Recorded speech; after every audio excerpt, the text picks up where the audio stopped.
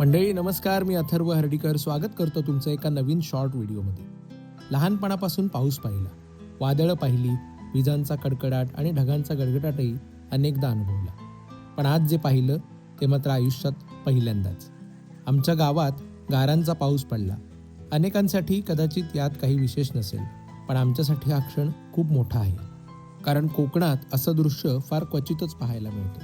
यंदा तर होळीच्या शेंड्यावरही पाऊस पडला नव्हता आणि 2026 मधला हा पहिलाच अवकाळी पाऊस, तोही फक्त एक सर पडून गेली.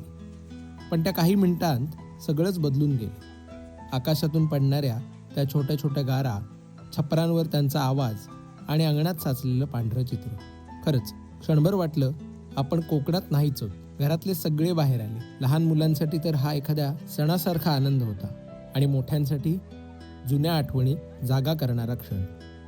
गावातले वयस्कर लोक सांगतात की याआधी असं खूप वर्षांपूर्वी एकदाच झालं होतं. म्हणजे आज आपण पुन्हा एकदा एक इतिहास अनुभवला म्हणायला हरकत नाही.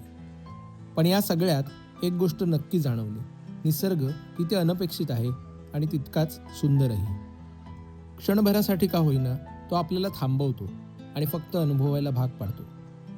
आजचा हा गारांचा पाऊस फक्त हवामान नाही, तर आमच्या गावासाठी एक खास आठवण बनून राहणार आहे आणि माझ्यासाठी आयुष्यातील एक अविस्मरणीय क्षण.